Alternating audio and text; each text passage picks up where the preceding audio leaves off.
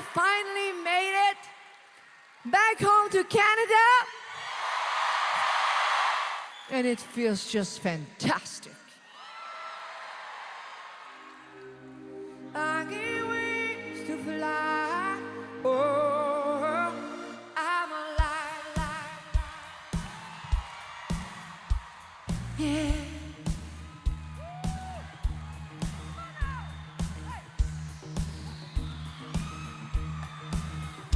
When you call for me, when I hear you breathe, I get wings to fly. I feel that I'm alive, alive, alive. When you look at me, I can touch the sky. I know that I'm alive.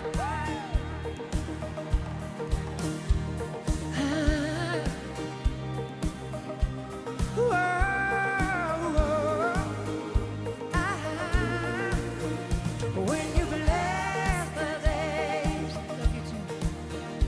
I just drift away. Oh, my worries die. I'm glad that I'm alive. You set my heart on fire. Fill me with love. Made me a woman on classical. How you doing up there? I had actually somehow never seen Celine Dion live, and I think it was very difficult to be unmoved by the sheer amount of emotion she had, the love for her fans, the effort she puts into her singing, which is beautiful, and her voice is still as clear as a bell. And I think what a lot of fans pointed out, and I had not necessarily thought of, she's also really funny. I guess that's the one thing that a long-time residency in Vegas gives you, is that you become like a full entertainer, that you have to really give it to the audience in terms of the jokes, in terms of being very open, showmanship, that it's more than just the vocal performance. And I think that's the growth in her that I had not necessarily anticipated. I want to give our viewers a little bit of a taste of that. She referred, by the way, she had two kind of back-to-back residencies in Las Vegas, so she was there for a really long time, like over a decade between the two together. Here's how she alluded to that. Have a listen. They locked me up in the Nevada desert.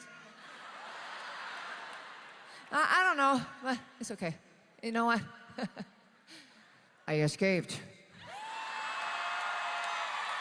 And I finally made it back home to Canada. See, that's what I mean. That I think that when I think of her from the 90s performing the song from Titanic, or, you know, Olympics in the 80s and so on, she's sort of very prim and proper, standing in one spot, really focusing on her vocal delivery.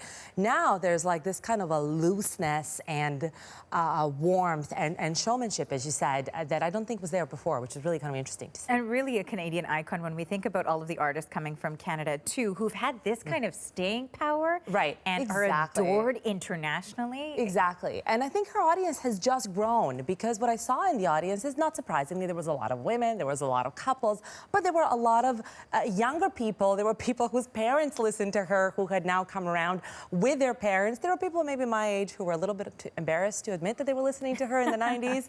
No, I'm listening to Pearl Jam, not Celine Dion, but who actually know all the songs. So I think it was quite a wide demographic, and I got a chance to speak to some of those fans.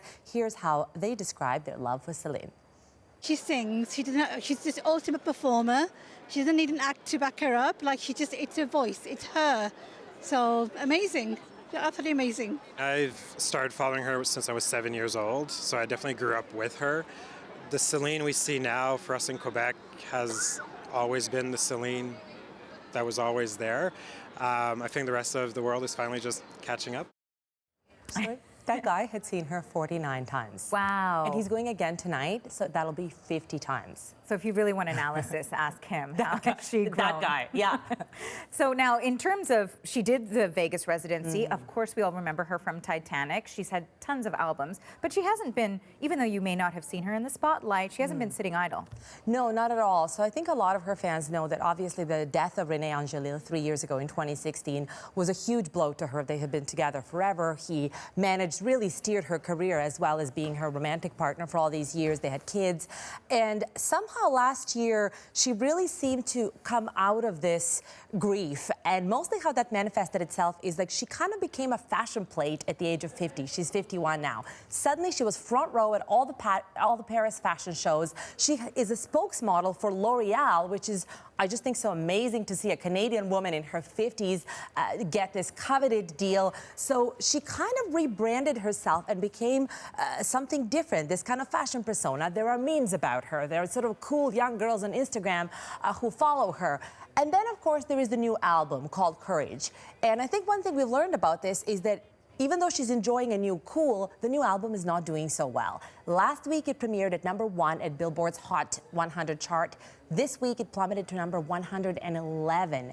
That sets a record for the most precipitous drop of a former #1. So not a record you want to set as an artist. But I think not to feel too badly for Celine. This tour is doing really well. It's made more than $40 million Canadian since September. And it goes on and on and on, much like her heart. And on. And on until September 2020. So I saw last night a real vibrancy, a real joy about being on the road again. And I think her fans are just soaking it up. Couldn't get much higher.